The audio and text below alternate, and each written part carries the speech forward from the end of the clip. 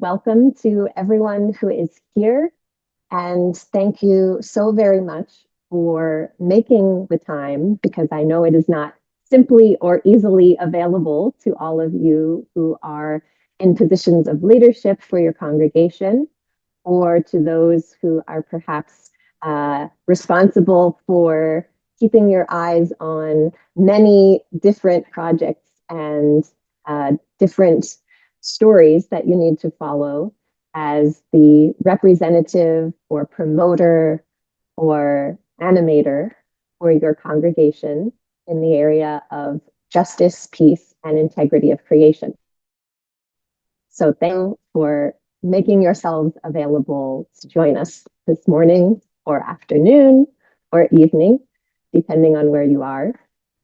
My name is Teresa Blumenstein, and I am the coordinator of JCoR, or the Justice Coalition of Religious. And I am based in New York, which is where JCoR has our one office. And we are directly across the street from UN headquarters there. And I am delighted to welcome you all here today for an opportunity to share a bit more about what we do, both at the UN and out of that New York office, but also the ways in which we have sought to engage your communities around the world. And before I go any further, I would like to also give you the chance to be introduced to our associate coordinator as well. So, Katie? Thanks, Teresa. My name is Katie Garrison, and I work out of the JCoR office in New York City, right alongside Teresa, across from the United Nations. And I am the associate coordinator, and I manage the communications for JCoR. So I am someone who is a point of contact for all of you, and I do hope that I will get to know more of you over time. Great. Thanks, Katie. So to begin our time together, we will start with a very brief opening prayer, and Katie will lead us in that.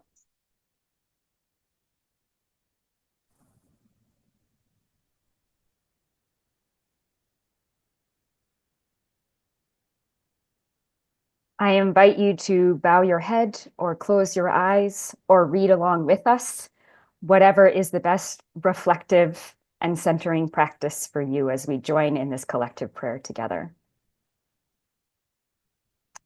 Leadership is hard to define. God, let us be the ones to define it with justice.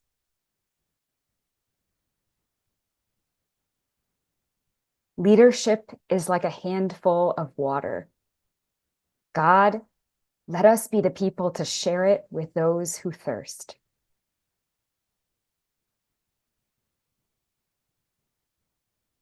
Leadership is not about watching and correcting.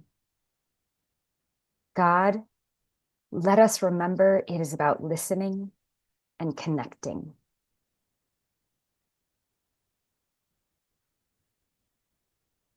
Leadership is not about telling people what to do.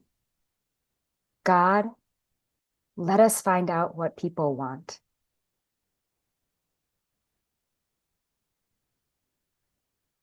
Leadership is not about the love of power.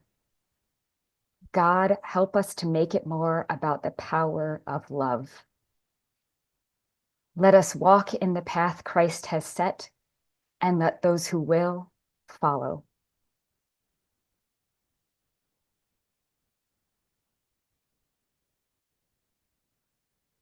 Let our greatest passion be compassion, and our greatest strength, love, and our greatest victory, the reward of peace.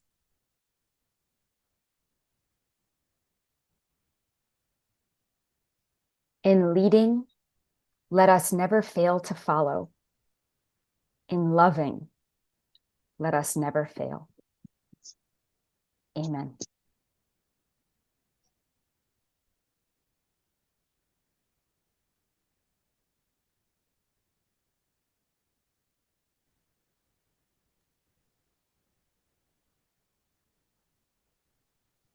Okay, so now we will proceed with our introduction. And today we will have the chance to talk not only about introducing JCoR itself and the work that we do and how we hope to keep you and your members involved, but we will also have the chance to talk about the ministry of advocacy, both at the United Nations and at other levels of political and social discussion, and to hopefully create a more clear and compelling picture about how that work happens and the kind of impact that it can have. So to begin, a few items that perhaps many of you already know, but are important as a starting point, is to say that JCoR is a coalition of 23 organizations that represent Roman Catholic religious sisters, brothers, and priests, as well as their mission partners. And all of them have an accreditation with the United Nations. All have representatives for their organization to the UN headquarters in New York. And they all share a commitment to improving the well-being of people who are living in poverty, as well as the well-being of our natural environment, our common home. And as a group, we have a very impressive presence in the world with communities in over 100 countries.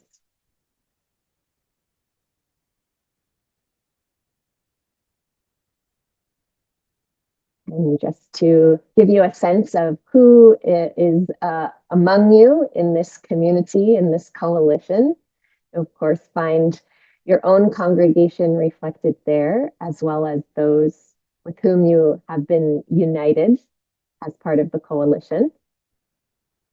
And many of you may not see your congregation if, of course, you are a part of one of our groupings of congregations that operate under a single organization at the UN, such as UNANIMA or VIVAT or the Dominican Leadership Conference. But you are all there.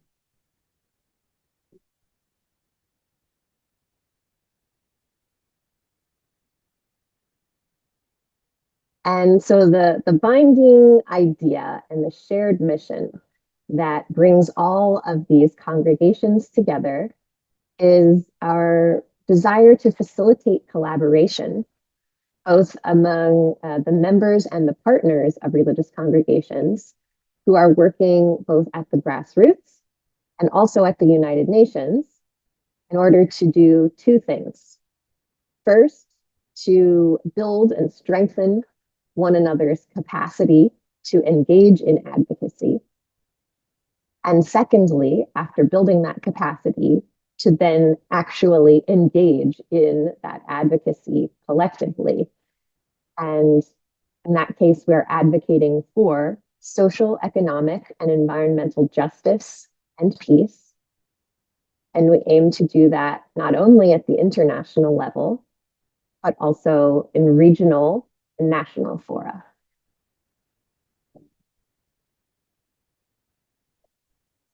And just one point to clarify briefly as we go on mentioning advocacy many times over in our explanation of ourselves. We offer a very simple, very broad definition to explain what we mean by this term. And so in the broadest sense, when we say advocacy, we are talking about any combination of public actions and private actions that are taken to promote some kind of movement toward justice in the systems and structures of our society, whether those structures are social or economic or environmental. All of that can be considered under the umbrella of advocacy. And so that could include anything like speaking to a community or informing them about an important issue or communicating with one of their political leaders. It can also be something quiet and unseen, like writing letters or statements. It can be joining or organizing a rally or a demonstration, which is something very public and visible, but it can take many forms. And we will offer some more specific examples of how we have conducted advocacy later on. But just to paint that picture as a foundation for our understanding of the term and how we apply it.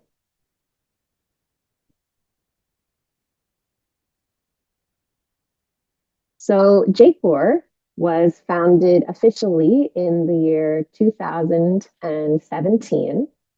And there were a few reasons why this group of now 23, so it was only 17 at the start, decided to come together as one coalition. And the first reasons you might call signs of the times, which we're all very familiar with as people of faith who are called to be new wine or new wineskins. And one of those signs of the times is that we were taking into account the trend that we are seeing across most congregations and across the religious world more completely, which is the smaller number of vocations to religious life. And noticing that that requires us to adopt more creative approaches to our ministries and to think about how we can retain the wisdom of our own unique charisms as disparate congregations, but at the same time, draw strength from the numbers of the collective, of the whole of religious life, who have a mission in common.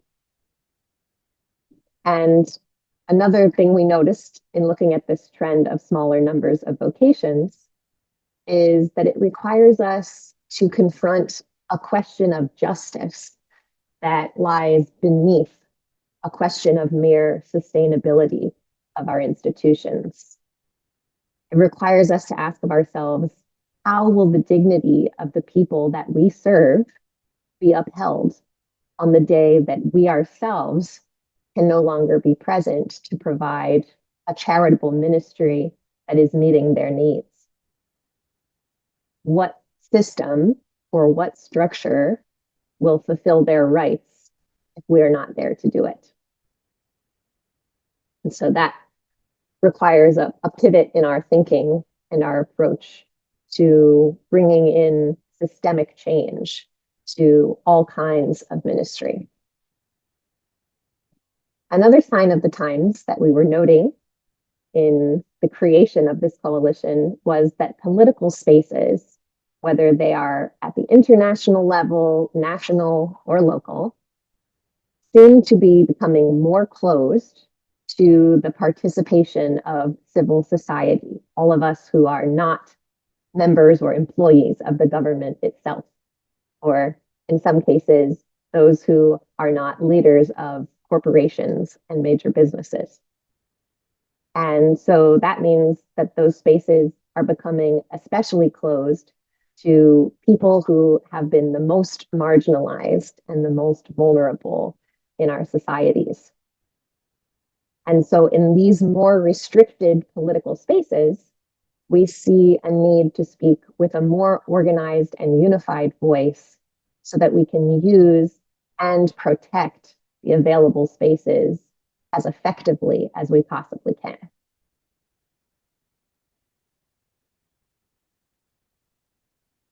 Another important sign of the times from those years was the adoption of the Sustainable Development Goals. And for anyone who may possibly not be very familiar with these, you will see that these are a 17-point plan that was adopted by all the member states, every country in the United Nations, as a 15-year agenda for how they might relieve human and environmental suffering. And so the goals include a wide variety of different ambitious actions that need to be taken at a global level, like ending poverty and hunger, providing good health care, education, water, and energy, ensuring people have access to decent work, and many different types of actions to preserve the health of our environment, as well as ensuring that we have good governance. So while we saw this agenda on the whole as a wonderful, colorful reflection of the many different ministries that religious men and women have been undertaking for centuries, and through which we have been contributing in many ways, we also noted that there was a possibility this agenda could be left as only some very nice words on paper, some very nice images, but there was a real possibility that it would not be implemented in a way that would really benefit the most vulnerable in our societies. And so, in order to ensure that the promise of this agenda was really reaching those who are on the margins, we said there's a role to play for us who are among the marginalized communities and who have relationships in communities that have been made vulnerable. And from that position, as well as from our connection to the UN, we as religious communities have an important role to play in not only the implementation of this agenda, but also in monitoring the way in which governments are implementing the agenda and in monitoring how much progress they are genuinely making.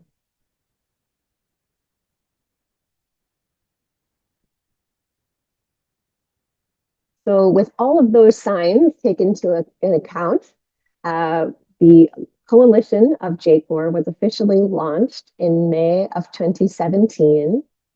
And to that shared mission, we took the approach that we would like to coordinate the many beautiful efforts of religious and their ministry partners around the world to make a stronger and more unified call for justice, equity, sustainability, and respect for rights on all levels. And so we began our efforts in a few global regions where we saw that there were a very significant number of different congregations present. And so those regions were Latin America and the Caribbean, East and Southern Africa, India, and of course, those who are present together at the UN. And we offer as our primary activity in reaching out to all of these regions, we gathered people together first with workshops, which began in 2019 and are continuing through this year. And these workshops include multiple days of dialogue and sharing experiences, of learning about advocacy, and then doing action planning among members of different congregations about what issues concern them the most and how they might like to respond to those concerns together.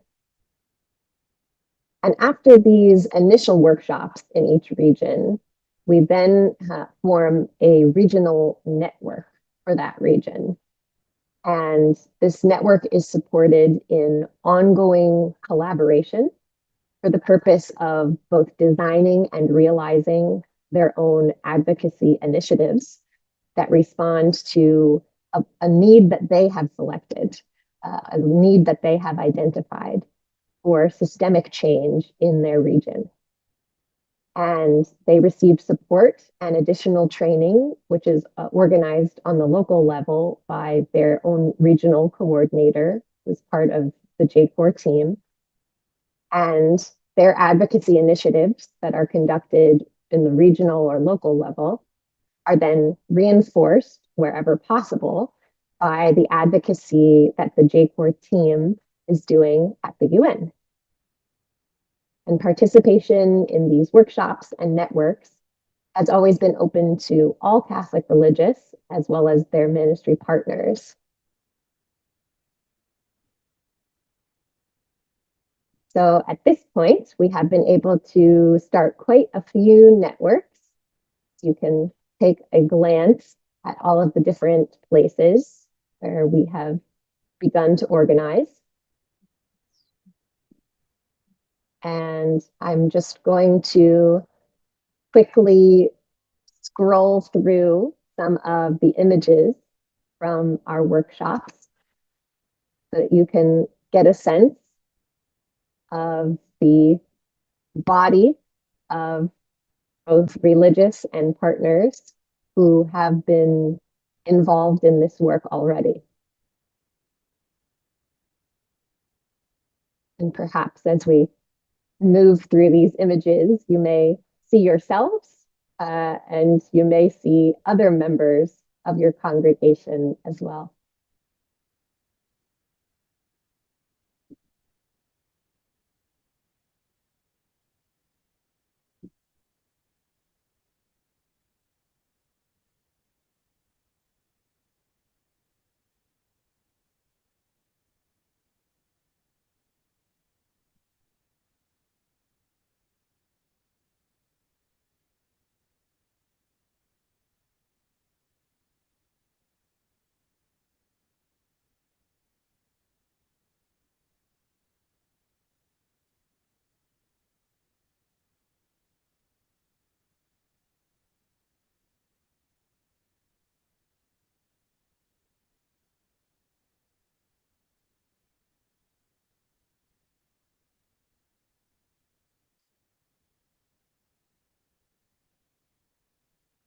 With that, I'd like to pause for a moment before we move on to any other topic besides the introduction of the coalition itself, and to just ask if there are any questions at this time or any point that may need some clarification.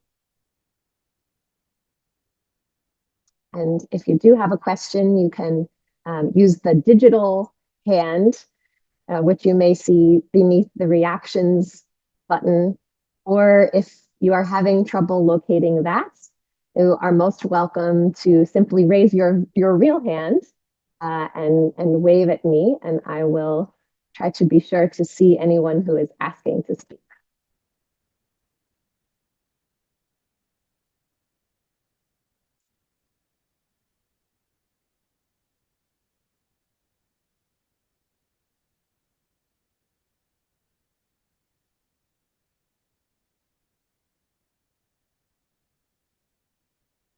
Okay.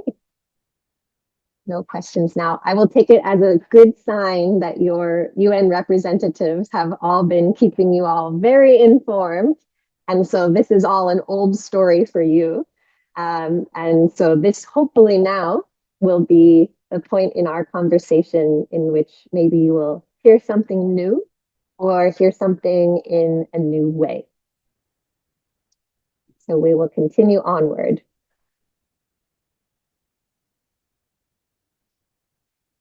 So the next topic I wanted to bring up for us all today was the role of religious or spiritual leaders in a forum like the United Nations, or even in political spaces more broadly. And so the way that we will approach that topic is first by talking about why religious congregations engage with the UN system. And then we will follow that with some more concrete stories and examples of how religious congregations in practice actually engage in advocacy. So first, the why.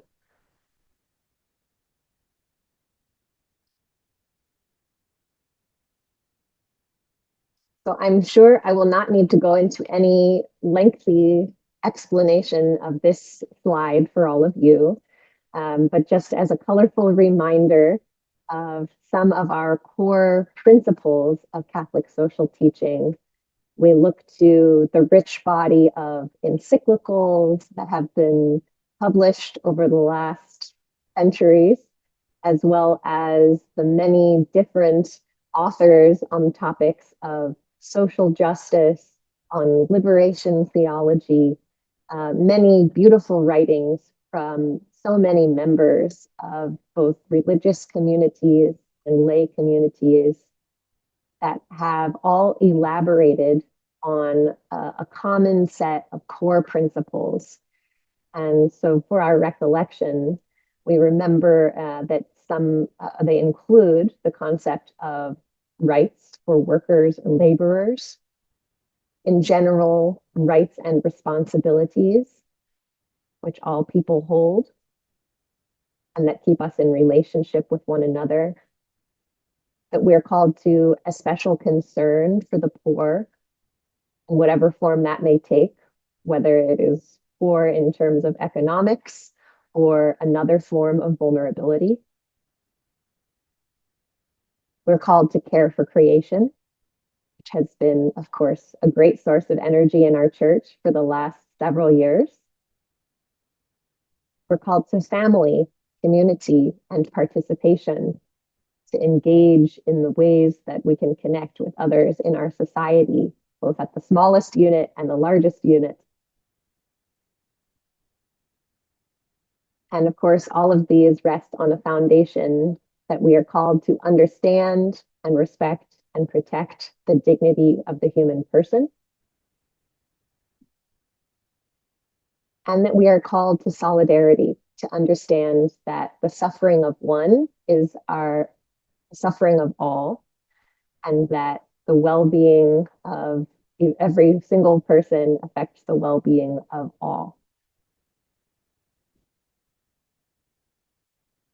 So with this as our foundation, and this as central pillars or tenets of the ways that we understand our own mission or our individual charisms, I invite you in the next several slides to keep your ears open for echoes of these principles or echoes of your own constitution or your congregation, and to see where these might be reflected in some of the core documents and key frameworks that really serve as the foundation of the United Nations system.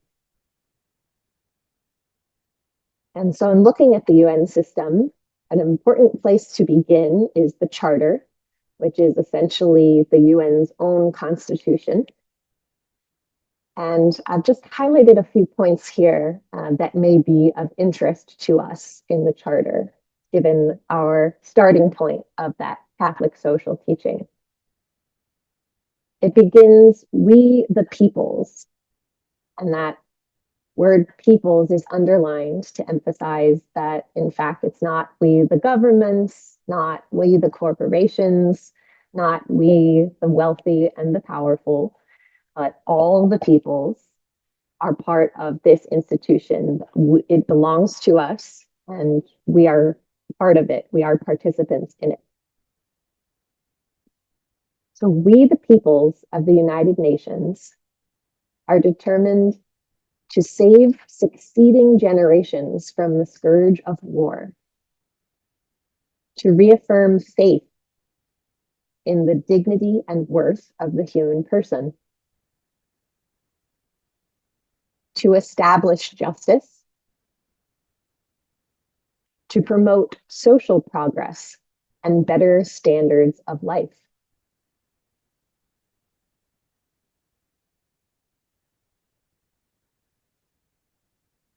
to live together in peace with one another as good neighbors, to maintain international peace, to ensure that armed force shall not be used, and to promote the economic and social advancement of all peoples.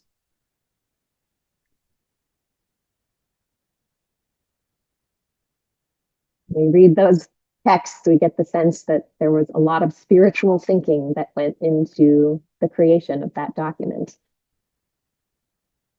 And then looking beyond the origin of the UN itself, we look at the larger human rights framework that serves as sort of the beams that stand on the foundation, that serve as the framework for all the work that the UN does. They are the shared principles that justify every project, every statement, every proposal that is brought forward in any conversation at the UN. It must be in some way connected back to part of this framework. And we see in this framework that the UN is aiming to establish a global consensus as well as a global approach to accountability toward making real these shared ideas, the shared ideas that we have universal human rights, that we have civil and political rights, that we have economic, social, and cultural rights. And the framework goes even further to specifically support rights of categories of people who have been made vulnerable because of different circumstances in their lives. For example, there are special protections that are named for the rights of migrant workers and their families, the rights of persons with disabilities, the rights of children. And finally, there are also in this framework agreements about how we can end some of the greatest ills in our human society, like eliminating discrimination against women, torture, and racial discrimination. So in another sense, looking at these different aspects of the human rights framework, we again can see the principles of Catholic social teaching, but presented in more secular language that can then bring the whole world together, regardless of whatever faith tradition one might be coming from or what culture. And to make one more quick nod, one more quick acknowledgement of these sustainable development goals that I spoke of earlier. When we take a look at these, we imagine the world that we could have if all of these goals were achieved. And another way of interpreting this agenda when taken all together is that this is something like a secular roadmap to the reign of God or to the city of God. Because who among us would not wish that the work of our ministries would create a world that is envisioned here without poverty or hunger, with good healthcare and education, with equality among peoples, with good, decent work, a healthy environment, and good structures for governance. This is the city of God.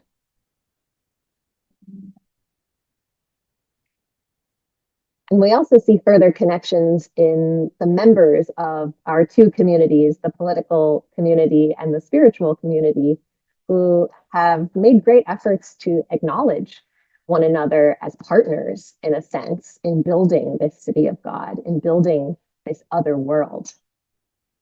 And I have a few examples to share here. First, one from a former UN Deputy Secretary General, Jan Eliasson, who said, "We need more hope and realization that we live together. That is how we, in the future, will deal with migration and refugees, how we will deal with development, how we will deal with the root causes to end conflicts earlier."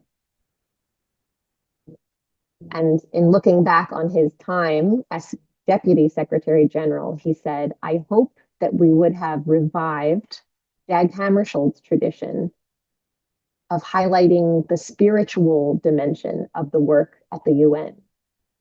to realize that there is an element of spirituality that is needed in what we do.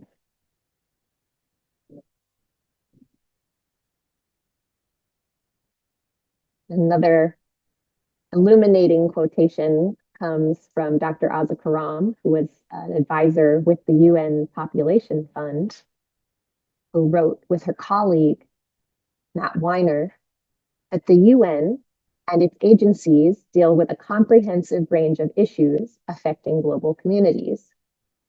And in each of these areas, religion often plays a powerful, complementary, moral, social, economic, and political role for disenfranchised communities. Every religious tradition has leaders and networks providing food distribution, healthcare, education, and conflict mediation. These networks preceded the UN and governmental entities, and they reach more people and are more deeply entrenched than any other organization. So a very strong endorsement there from Aza Karam at the Population Fund about the key role of spiritual and religious leaders in the very same work that the UN has aimed to do. And finally, from the current Secretary General, the highest ranking diplomat in the entire UN system, who wrote a foreword for a recent guide to Laudato Si. And in this foreword, he wrote, "The spiritual dimensions of the work of the United Nations tend to be overlooked and underappreciated. Yet the tenets set out in the Charter, peace, justice, equality, and the dignity and worth of the human person, these echo the teachings of the world's religious traditions, and they summon us all to reduce human suffering. As we reflect on Laudato Si, the state of our common home is broken. We are presented with an epic policy test, but ultimately, this is a moral test." So in that last line, making a very important connection to say that our political challenges are at their core moral challenges. And so for that, we need leaders who work in moral realms, in the realms of values, in the realm of spirit.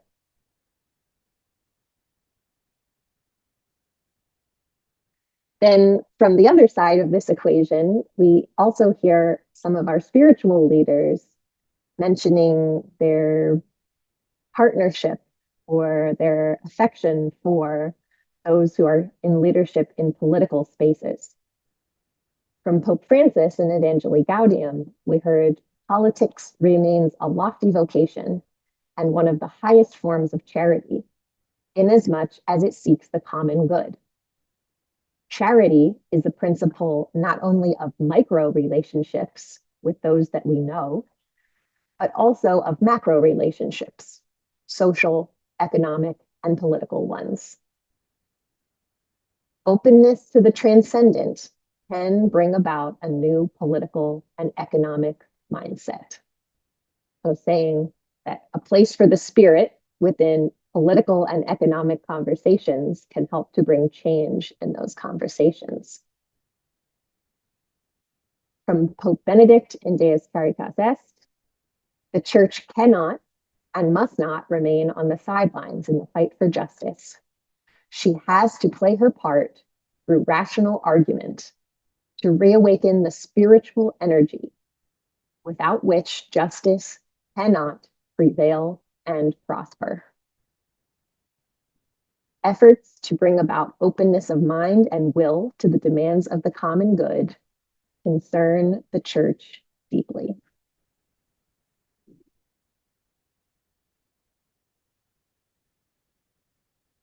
So there, on the whole, strong endorsements from both the spiritual community and the political community to say that they have a place, they have a role in each other's work. And in fact, that they need one another in order to achieve this common vision that we hold of this world where everyone is living in justice and in peace. This world that is described by the Sustainable Development Goals and by us in our own language as the city of God. So before I proceed from the why we engage with the UN to the how we engage with the UN, I wanted to pause again and ask if there were any questions at this time or clarifications that anyone might like.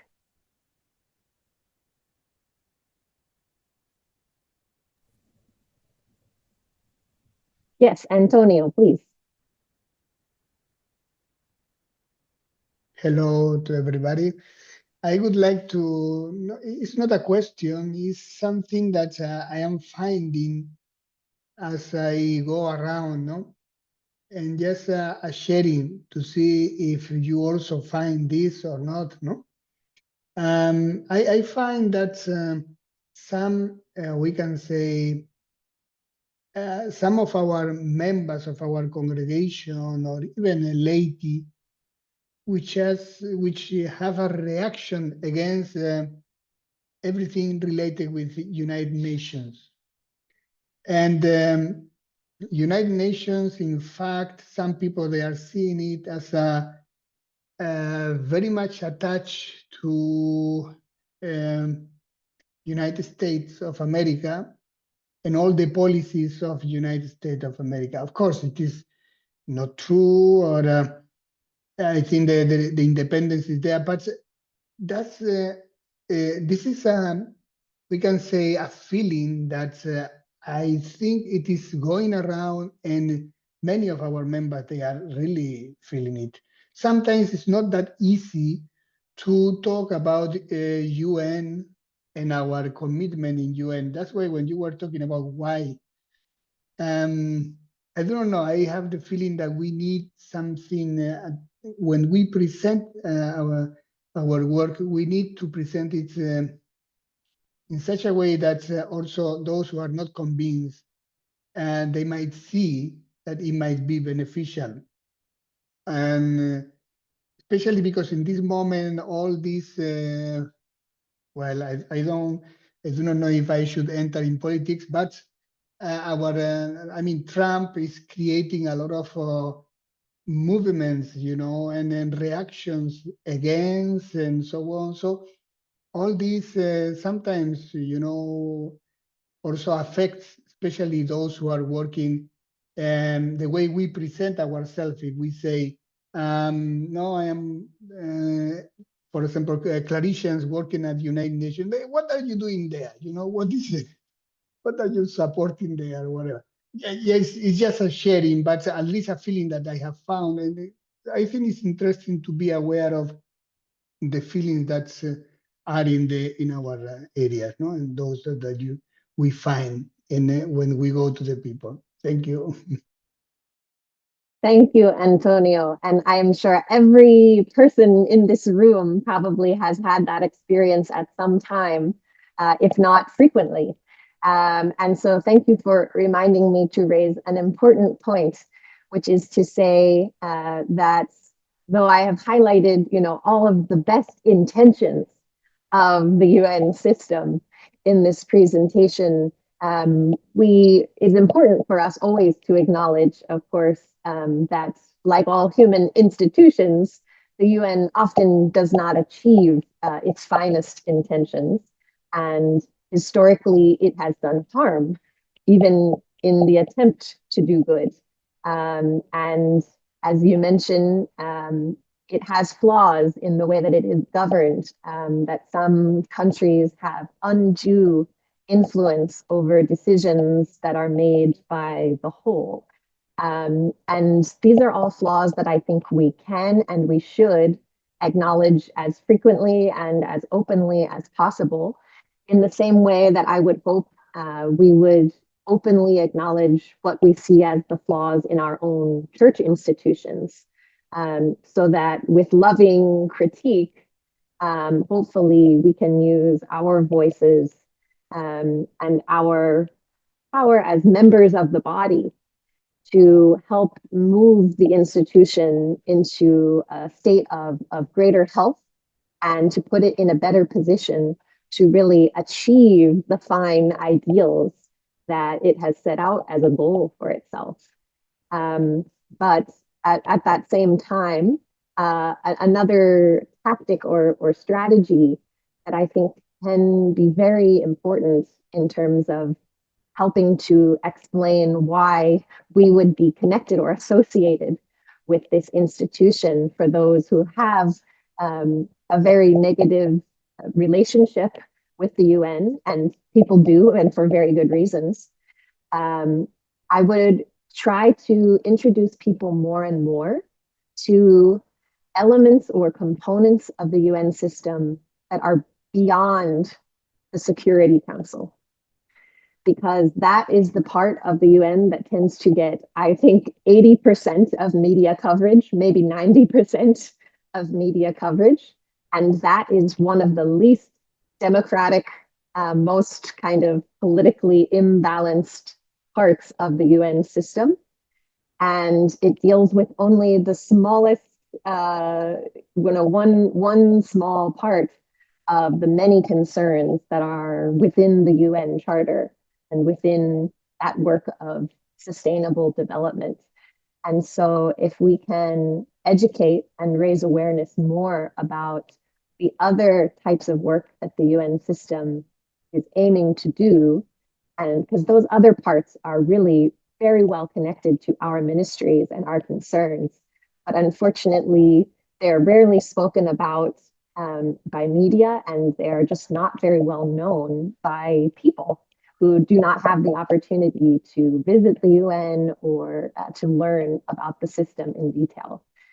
So just as a starting suggestion, I think education in that area is a big step to help building a better and more positive relationship or understanding between the communities that we work with and the notion of connecting with an entity like the United Nations.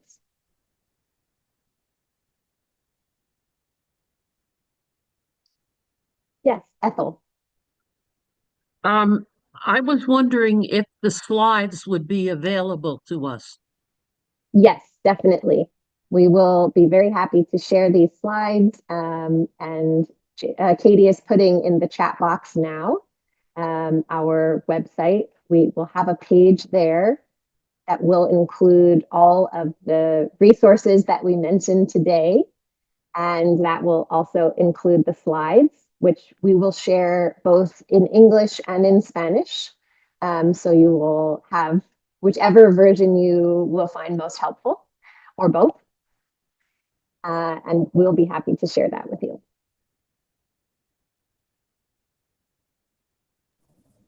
And if I may, Teresa, because I forgot to say this earlier, I just want to let you know, Teresa and I are monitoring the chat box.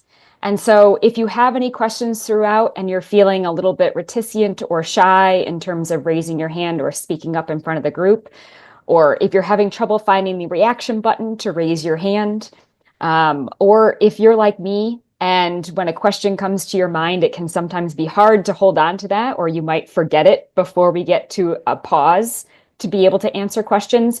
You are welcome for any of those reasons to put any of your questions that pop up into that chat box, and we will try to do our best to get to all of those. Thanks, Katie.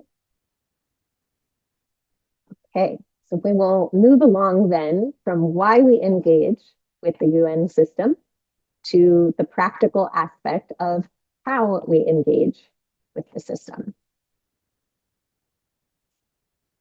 So first, just to clarify one sometimes confusing thing, is that within the UN system, we as religious congregations are understood as NGOs, or non-governmental organizations, even though we often do not think of ourselves that way, but in the UN language, that is the umbrella under which we stand. And there are about 30 NGOs that are representing Catholic religious congregations at the UN. But that is just one small portion of the larger community of NGOs, which is more than 5,000 NGOs that are part of this system. And even though it's just those 30 who are have this accreditation with the UN to represent Catholic religious congregations, they as a group represent over 200 congregations, since several of them represent multiple congregations.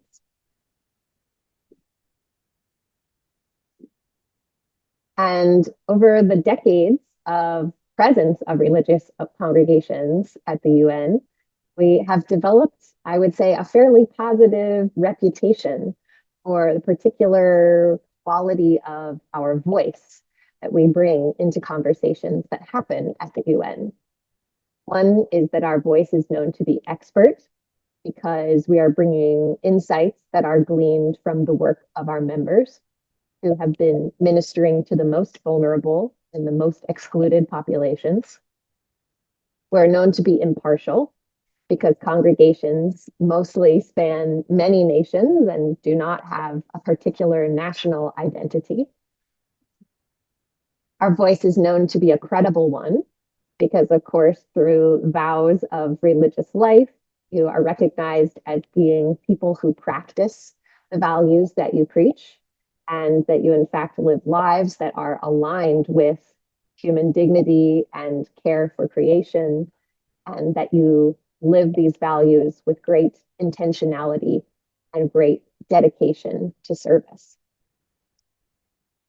Another important feature of the religious voice is that it is a consistent one. The positions that you take in advocacy at the UN are based on your constitutions, on principles of social teaching, all of which are much older than the United Nations itself, older than some of the countries that are currently part of the UN. And with this consistent position, your voices bring continuity and stability to the global conversation that is happening among governments. Because whereas governments can, as we have seen lately, quickly change position on any issue when one leader leaves and another leader arrives, we see a stabilizing force in the voice of religious congregations that helps us avoid moving backward or losing ground when political winds have shifted and those with power are taking a different position this year than they did last year. Our voice can help keep the ship straight and hopefully keep it moving forward, but never backward. And one final quality of the religious voice that I always like to highlight is that you are known to be a very collaborative group. You are very well represented in the many coalitions and committees of NGOs that are working together in UN space. And in that way, you are constantly demonstrating how to speak and work in a unified way and model for governments a better way to prioritize common goals and common good ahead of individual glory or power or achievement. And so now I'd like to give some of those concrete examples of what our advocacy actually looks like in practice. And the way that I like to introduce advocacy, because it can take so many different forms, is that it usually can fall under one of three categories of activities. And those categories are getting in the way, getting out of the way, and modeling a new way. And I will explain a bit more what I mean by each of those things as we go along. So by getting in the way, I mean taking up space in some place of power on behalf of people who cannot be there in order to ensure that their concerns are present in the space. And so we do that at the UN by speaking from the floor of the UN or submitting written statements and recommendations during major meetings. We write letters and seek meetings with the representatives of governments themselves. And we also participate in the political systems of our own respective nations to bring our voices to our own political leaders whenever possible. And sometimes we also take part in physical protests or demonstrations that are happening somewhere near the UN or the mission offices of its member states. So here are just a few images of us engaging in some of that activity of getting in the way in order to raise our concerns about climate change, about women's rights and women's role in peace building. In the center, we have two sisters who were delivering interventions in the context of UN conferences. And at the bottom right, we have several religious representatives visiting the office of the mission of Vanuatu, the Pacific Island, at their UN office, have a meeting with them. Another advocacy action that we took together as JCoR was in response to the imprisonment of Father Stan Swami, the Jesuit who had been imprisoned as a political prisoner for his ministry to tribal peoples in India. And we organized a global petition for his release, which collected almost 9,000 signatures from across 100 countries, which we submitted with a letter explaining our appeal to the UN High Commissioner for Human Rights, who then spoke publicly against Father Stan's imprisonment and called on the Indian government for his release. Unfortunately, those familiar with his story will know that he was released, but only after having contracted COVID. And in fact, that was how he died, but he was released prior to that. Another example of our actions of getting in the way is several actions that we have taken to advocate for peace in Haiti, which was initiated by a letter we received from the leadership of CLAR, the Conference of Latin American Religious, and expressing their serious concerns about the rampant violence and political unrest they were seeing in early 2021. And since then, JCoR representatives at the UN have developed messages through many conversations with our members and partners in Haiti. We've met many times with representatives of governments of Canada, Mexico, and Ireland. We have written letters to the Security Council and the General Assembly. We sponsored an online hearing to bring forward the testimony of Haitians, joined a public march in New York City calling for support for Haiti, and submitted a long report to the Human Rights Council on the situation of human rights in Haiti. And finally, last year, engaged in a significant lobbying effort with a broad coalition of faith-based groups in the United States that was specifically seeking to end the flow of weapons and arms from the United States to Haiti through legislation in the US. And with all of that action, we did see some impact in that we were able to secure a few UN Security Council resolutions, which set a total arms embargo on Haiti, which made it illegal or provided a legal obligation for all countries to stop the flow of arms and weapons into Haiti.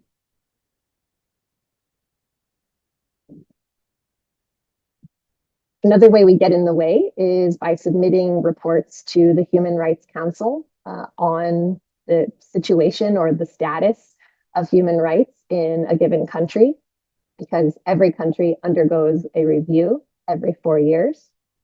So JCoR members have collaborated in creating these reports, which were submitted for the reviews of Haiti, Brazil, and the United States.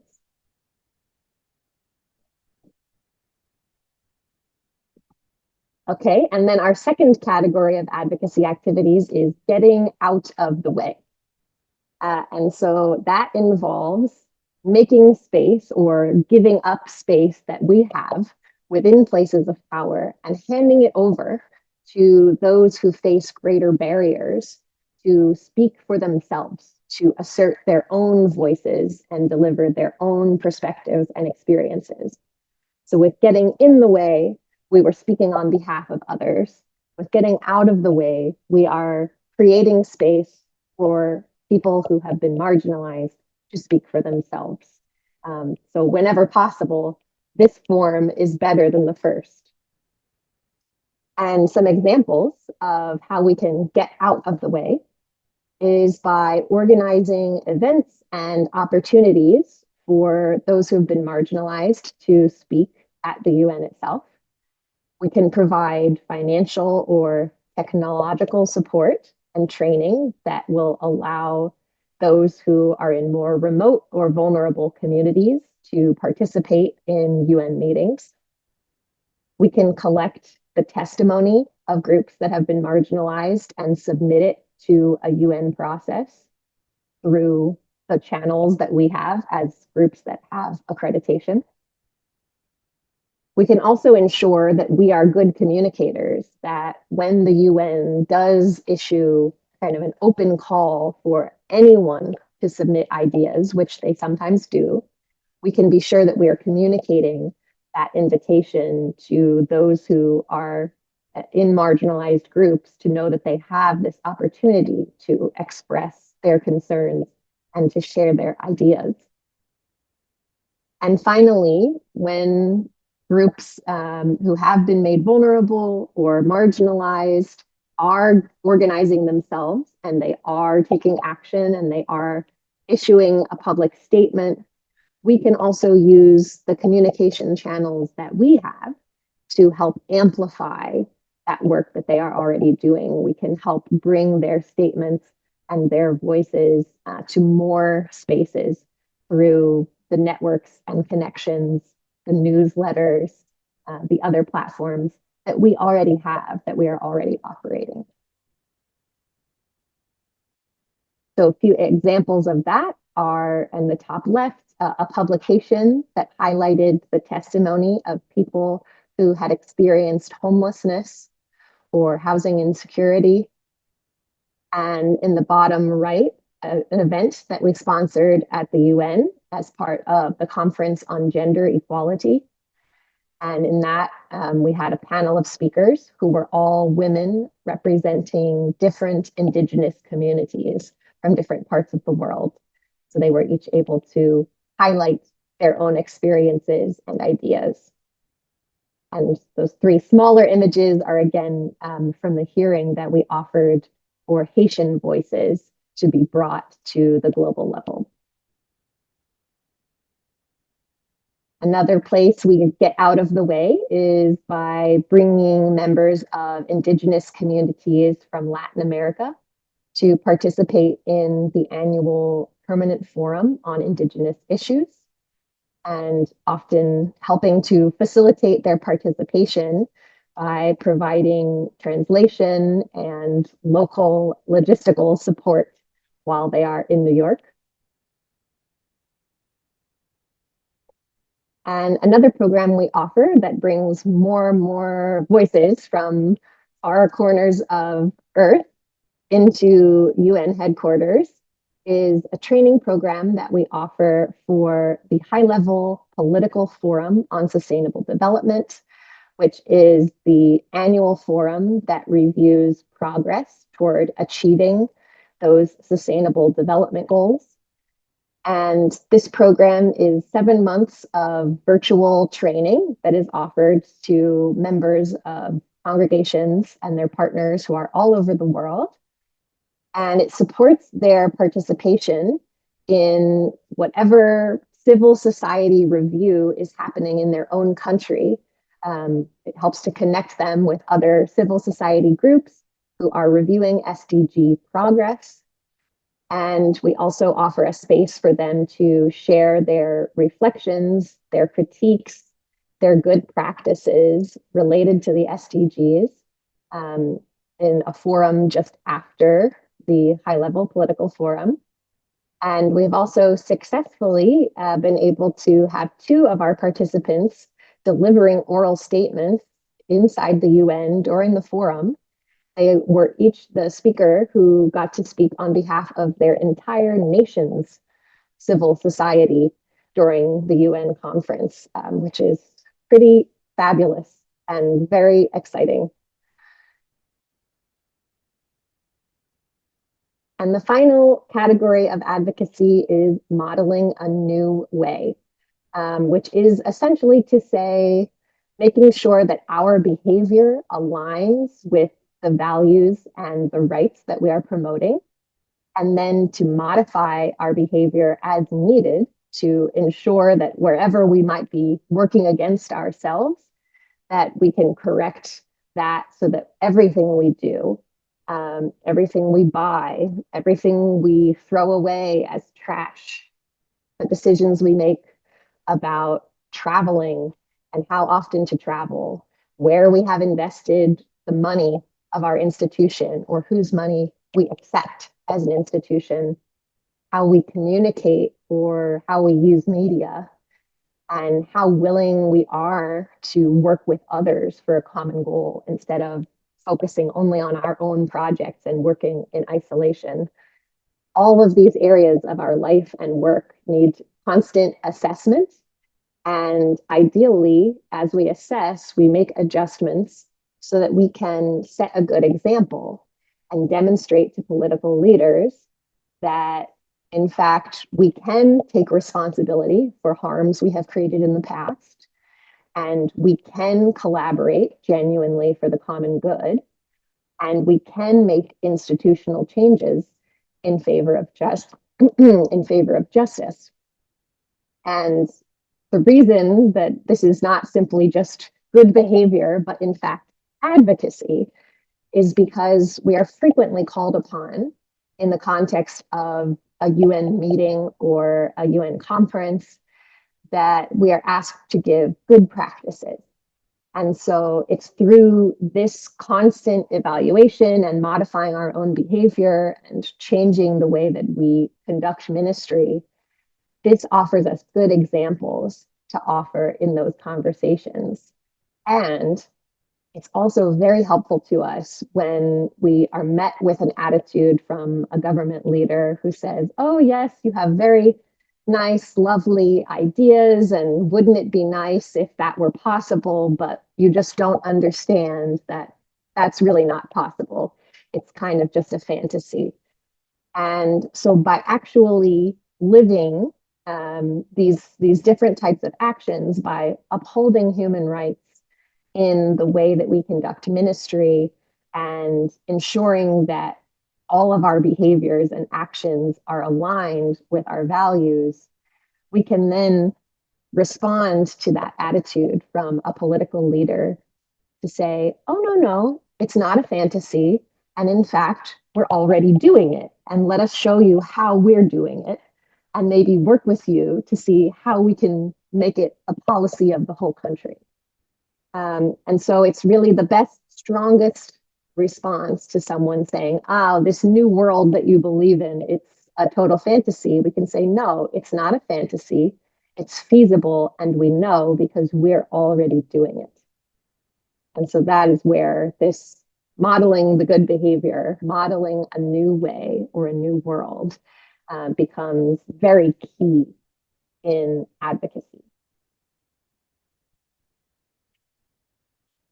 And so here are a few examples of collaboration that your representatives at the UN are engaging in as a way of modeling how to put common goals ahead of individual glory or credit. And you can see if you go to the meetings of any of these committees, you will find that the leaders of the group and many of the participants in the groups are representing religious congregations. And these are groups that are dedicated to justice in the context of financing for development, in addressing human trafficking, the rights of women and the rights of girls, addressing issues connected with mining and extractive industries, the rights of indigenous peoples, the rights of migrants, the issue of ending homelessness, and in building interfaith relationships. And I want to highlight one thing about the working group to end homelessness, which is another great example of a success in advocacy that has happened at the UN level, which is that this working group, which was founded by members of JCoR and continues to be led by members of JCoR, was very successful in, for the first time ever, getting the United Nations to agree on a specific definition or description of homelessness, which, if you can believe it, there was no common agreed understanding of the meaning of the term before.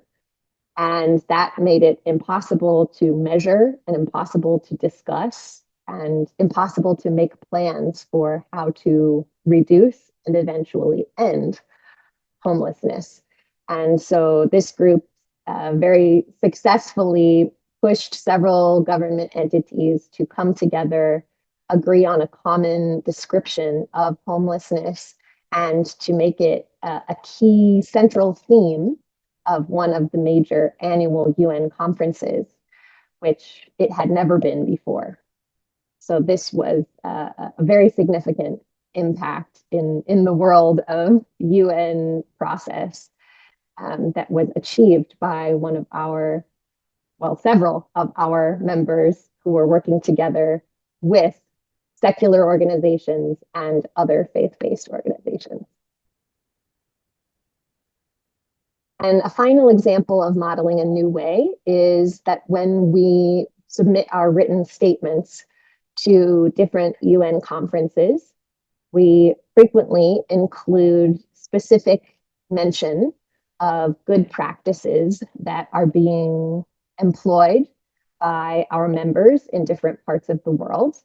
And so I just have one example here from a statement for a conference on gender equality, which also had a theme of women's role in environmental health. And you can see here we have specific examples of the Society of the Sacred Heart in Mexico, which integrated environmental sustainability into the curriculum of their schools, offering sustainability training and working with students from early childhood to design, lead, and realize environmental sustainability projects.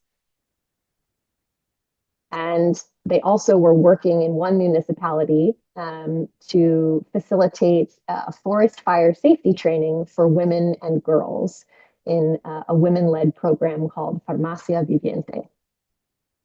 Another example from that statement was something the Sisters of St. Joseph of Annecy and the Canossian Daughters of Charity, Servants of the Poor, were employing in India, which was providing housing and economic support to poor migrant and tribal women and girls who had been displaced by environmental disasters.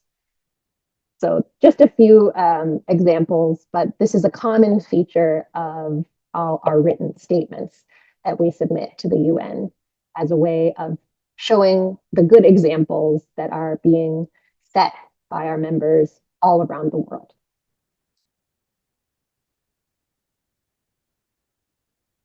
So once again, I will pause and ask if there are any questions or anything that needs clarification before we proceed.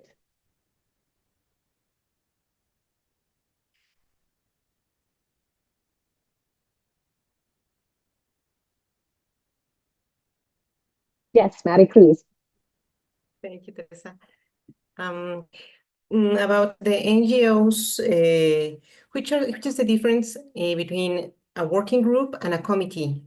And the other question is if all of these NGOs of the civil society are part of the major groups. I don't know, the NGO major groups. Thank you. Thanks, Mari Cruz. You're a very good observer of the details. So essentially, the difference between an NGO committee and an NGO working group, it's nominal. It is a negligible difference. It's just sort of in the choosing of a name and has to do with the technical inner workings of some other mechanism, but in practice, they are the same. They are groups of NGOs who have come together, who organize themselves around a common issue, and who bring their contributions on a voluntary basis. So in practice, there is no difference between the two. And in terms of the major groups, officially everyone is part of the NGO major group. Those who are representing women's congregations may also choose to participate in the women's major group. And there are, for those who do not know what we're talking about, major groups are basically just these macro categories of civil society. And at certain times in the year, the UN will ask us to participate through these groups as distinct channels for when we are able to give a statement or participate in a program. And so it's in those moments that we might identify with one group or another. But for most purposes, they exist in kind of an informal and voluntary way, except when the UN invites us to act through them. And then we kind of need to pick an identity through which we will operate in that moment. But they are kind of open and informal otherwise. Yes, Brian. Oh, you're still muted, Brian. You mentioned engagement with the Human Rights Council in Geneva through submissions to the UPR review of a country. And just to mention, it's also possible to submit reports to the committee that oversees and reviews states' compliance with the human rights treaties that it has ratified, the ones that you mentioned. And it's also possible to take the floor and deliver statements on issues of concern during the Human Rights Council session. And our NGO has perhaps delivered a dozen statements at each session. So just to mention those options too. Thanks very much, Brian. And we do hope that we will be more directly collaborative between New York and Geneva as we go forward, because as you mentioned, there are great opportunities for our voices to be heard there. So thank you very much. Yes, Margaret Murilli.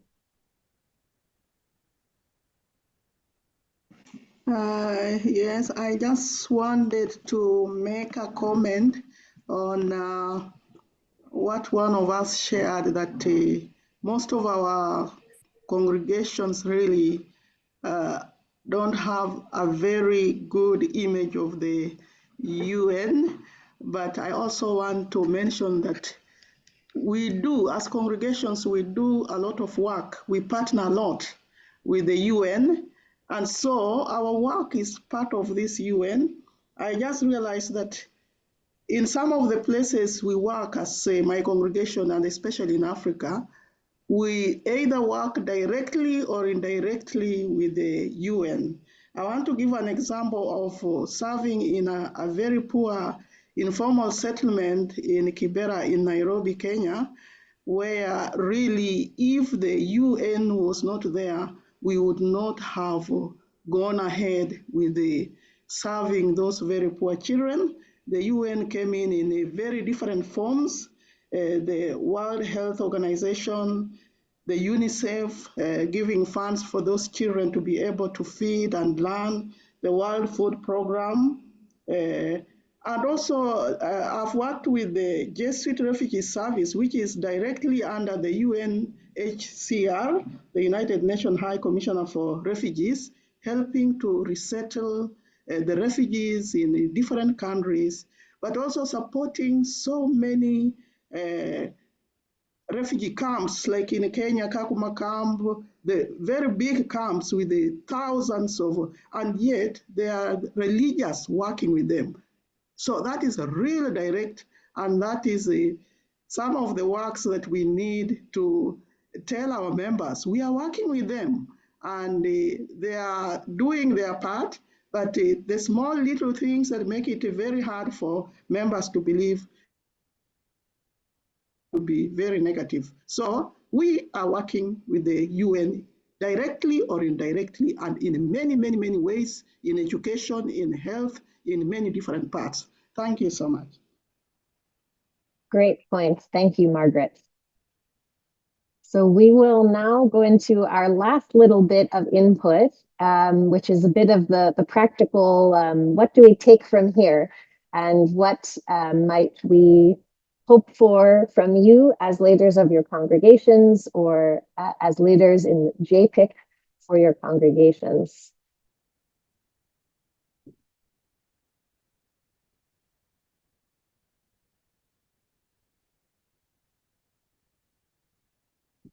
And so here are a few key points that we came up with over the years in conversation with your representatives who are here at the UN. We would ask for you all to do whatever is available to you to promote congregation-wide understanding of advocacy as not some additional piece of work that needs to be added on to their ministry, but in fact as an essential, integral component of ministry that is part and parcel or integral to addressing the root cause of any suffering that we are seeing at the community level. So not extra on top of ministry, but part of ministry. We also would ask that you make efforts to integrate updates from your UN office in any communication platform, newsletter, website, whatever types of communication you're conducting, that you would seek to bring updates from your congregation's UN office to those spaces, so that the stories from the UN work can be shared all across the congregation. And we'd also ask that you be champions for continued funding to maintain the presence of a congregational representative at the UN, because it is so essential. Every person that you have representing you is covering a lot of different topics, a lot of different work, and the more people that we have on the team working together, the more we are able to achieve. So your presence and having a representative are so essential to this work of advocacy. In addition, allowing, if possible, if at all possible, it's great when a new UN representative has the opportunity to receive multiple weeks of in-person training with the outgoing representative. We know that sometimes circumstances mean this is completely impossible, but when it is not completely impossible, this time of overlap between the outgoing and the incoming representative provides for really rich, valuable training, and to ensure that the wisdom and understanding are not lost in the transition. And finally, if anyone has not, we hope that you will all take a chance to make a visit to your UN office, and also that you will seek to create opportunities for other members of your congregation to either visit or participate virtually in some kind of UN conference, as there is nothing like experience to help build understanding and passion for engagement. And finally, we would also ask that you encourage the engagement of all your members, especially those of you who are JPIC persons, to engage with your UN office and with JCoR, And I'm going to hand off to Katie once again to offer some very specific details and instruction on how it is that you and your members can engage with JCoR. So, Katie? Thanks, Teresa. And I just want to say and express my gratitude to all of you for your patience today. I know we have been sharing an abundance of information with you. So I would just like to take a couple minutes to quickly touch upon a few key points of contact for you and resources that are available for your immediate use.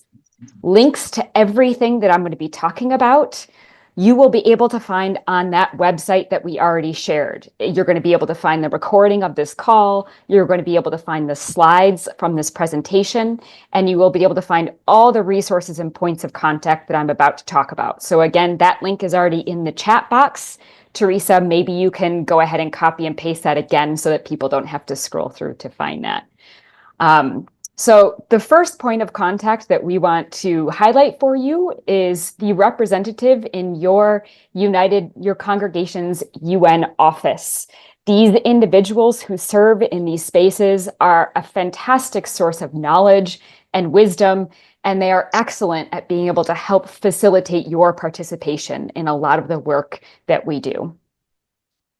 And many of the links to those congregations and how to contact them can all be found on the JCoR website. Speaking of resource persons, we also have the JCoR staff. So we have Teresa and myself, both based out of New York. And again, all of our contact information is on the website. And then we also invite you to reach out to and connect with our regional coordinators. And again, a reminder, the regions in which we currently have coordinators are West India, South India, Zimbabwe, Zambia, and Latin America and the Caribbean.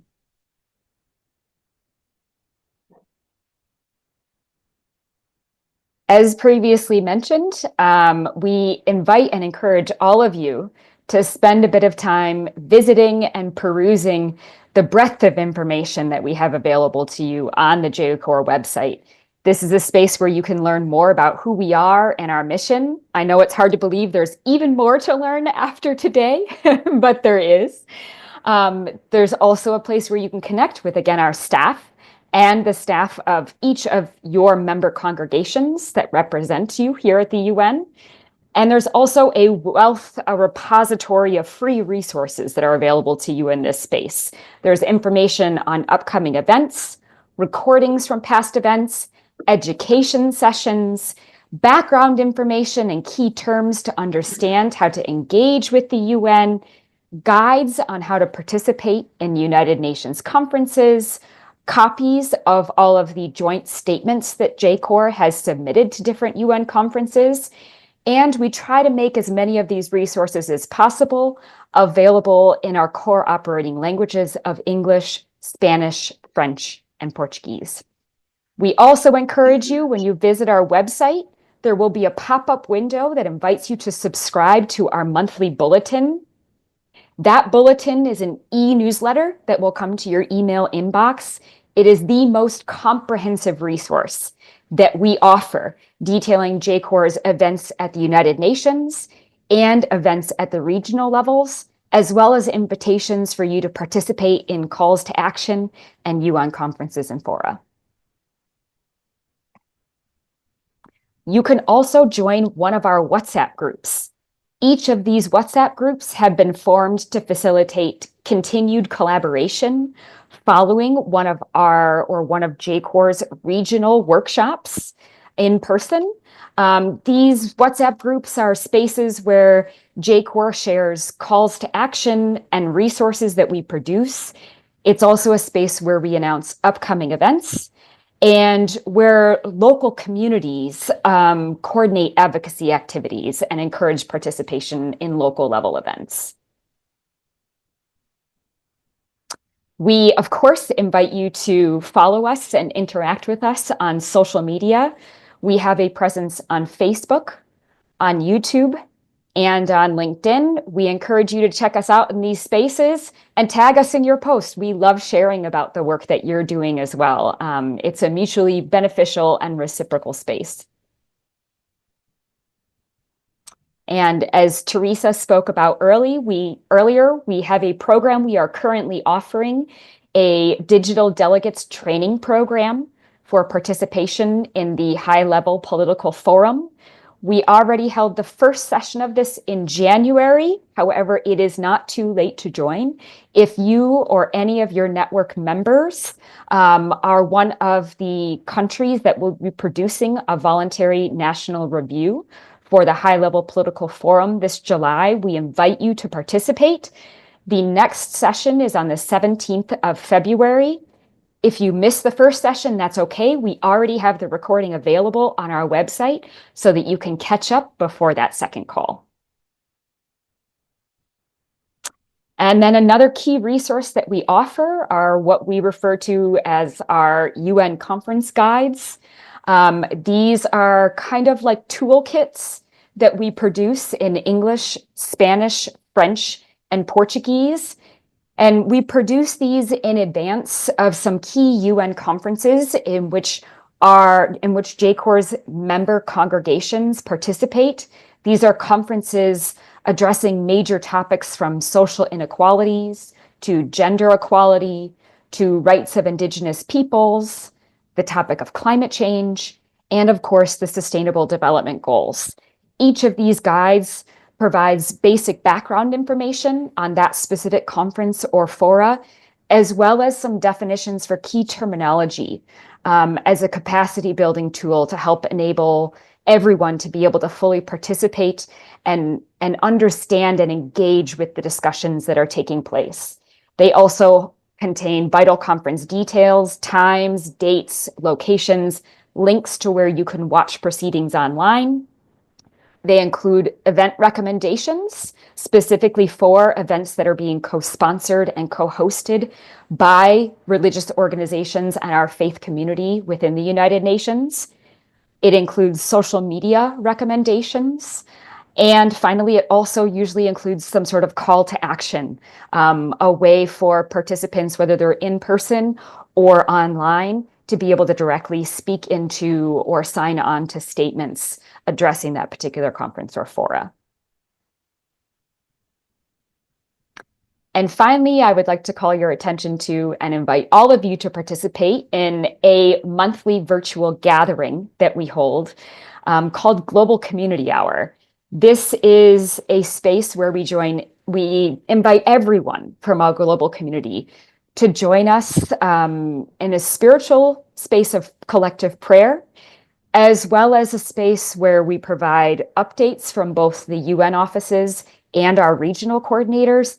And then we open up that space to ask members of our global community to share with us their local concerns, emerging justice issues, good practices that they've put into place that they would like to share and offer for others to learn from and replicate, and any other news that they want to be able to share. It's a space for, like I said, that collective prayer and reflection, as well as building a global community and relationships together, really connecting the local with the global.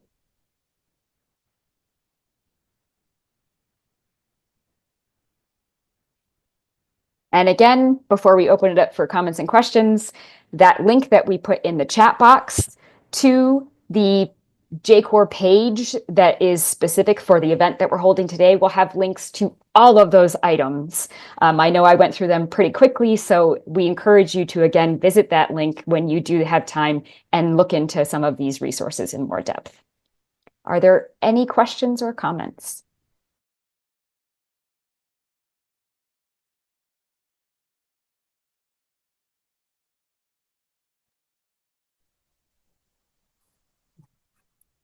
Mary?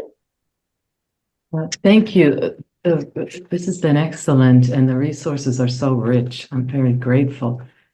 I had one thought as you talk about the organizations that are part of your wider organization. I was at a meeting several months ago. It was in the US, and there was a sister from the CMSWR conference on one side of me, another sister who is in an order that was founded since Vatican II. There were about 50 orders or so, I think, founded in the US after Vatican II. And they'd be, quote, non-aligned. They are not in either conference because of their reality. And the meeting started similar to this one, talking about the decline in vocations and so forth. Both said to me, we can't even understand this language. It wasn't their reality. So for the sake of your organization, do you think that in some ways you have had a too narrow definition of even the orders that may have or potentially are connected to you or could be connected to you? And do you think that you need to throw the net wider to other congregations who are very close to the poor, very close to migrants, to a lot of the people that the UN talk about?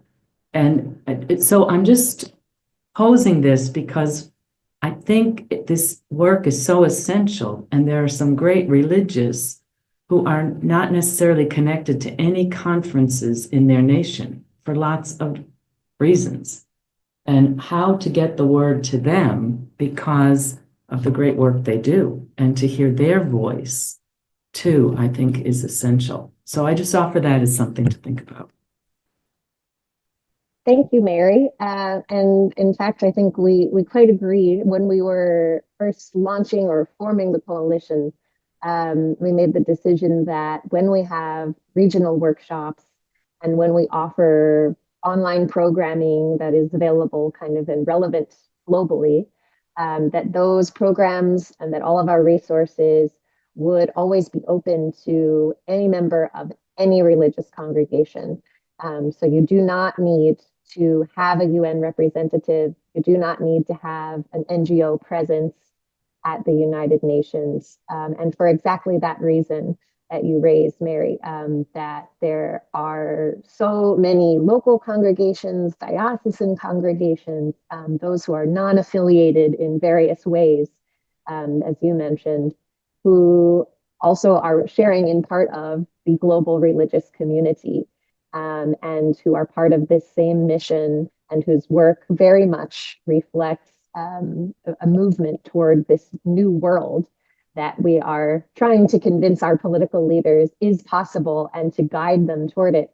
And so that in all of our outreach and programming, we do try to keep those doors as wide open as possible.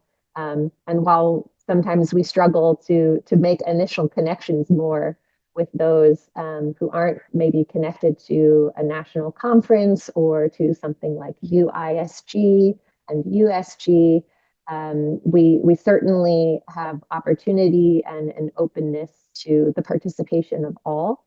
And it would be our dream that the entire, religious world could have a space for their voice to be reflected in a global conversation.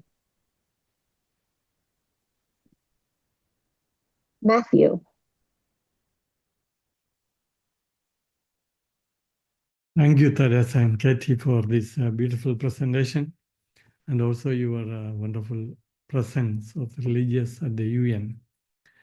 I have a question about the 600,000 of more religious in the world, mostly in the peripheries. And there are many efforts to coordinate and present this justice, causes of the justice, especially from USG, USIG. They have a justice and peace section and 2 secretaries. We have the dicastery for integral human development. How do you all network and collaborate?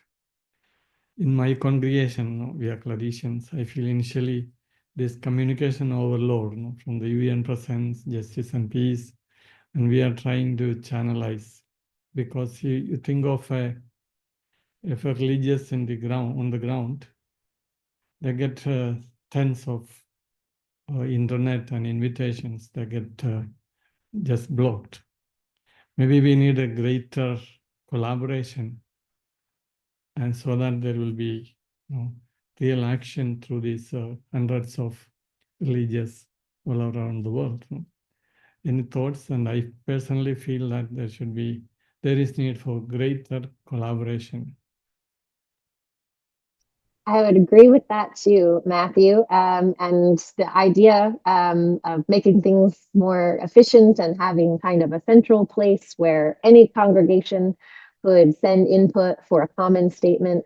Those ideas of efficiency and making the most of the time of those at the grassroots, especially, is part of the idea at the heart of JCoR.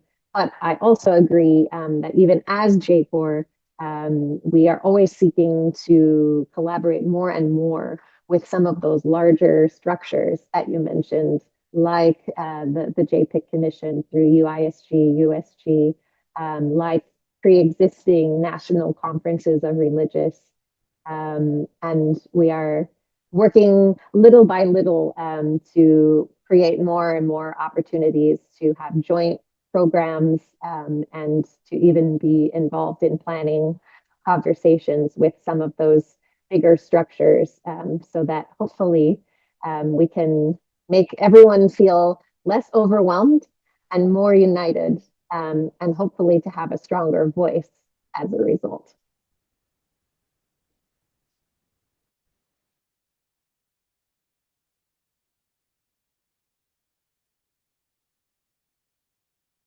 Roy, please. Speaking Yes, of those hi. structures, hi, Roy. Nice meeting you after a long time. I mean, yeah, Father Matthew was mentioning about us. We are in that position, no JPIC Commission of USG and UASG. I was actually about to ask the question, but then Father Matthew intervened. I was also thinking, because when I listen to you, what you are doing, thematically, both of us are doing the more or less similar activities, though we are not accredited to UN. And advocacy is one of the dimensions of our work. So I think since we are linked with practically all the religious congregations, more than 2,000, and we are in connection with the JPIC promoters of various religious congregations, I think we need to find ways and means to collaborate and work together. And maybe your expertise can be used by us, and then the information that you have can be spread much faster because we have much more larger network in our system. So I think we can enrich each other in this collaboration. Agreed. Thank you. We will have a meeting soon.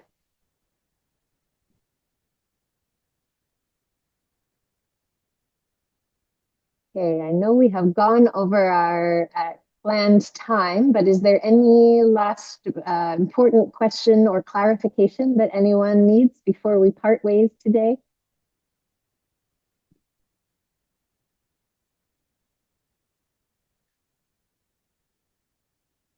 Okay, then I will close the session for us. And I want to once again give very hearty thanks to all of you for taking your valuable time to be with us and to hear, maybe not for the first time, about JCoR and the work that religious are doing together to build justice in our world. And I leave you with a final thought that always inspires me in the work of tackling big problems and approaching huge challenges in the world. I always appreciate this image of the power of unity, which is that when spider webs unite, they can tie up a lion. And so with that thought, I want to express deep gratitude to all of you for the support that you offer to your own representatives to the UN, to your JPIC persons, to all the members of your congregation that promote their engagement and involvement in the work for systemic change. And I think the more of us that can be engaged in that work, the fewer lions we will see walking around creating trouble in our world and causing so much harm. So thank you all for the very important role you play. And we will continue to be available to you and happy to have more conversations with you anytime. The JCoR office is your office. So please feel free to contact us with any idea or question or proposal. We're very happy to continue working together. And any last word from you, Katie? All I was going to say is I'll stay on for a couple more minutes in case anybody had any more questions pop up that they would like to have answered. Okay, great. Well, thank you all. And thanks to our interpreter, Anna, for her great work as well. And we hope to be in touch with all of you again soon.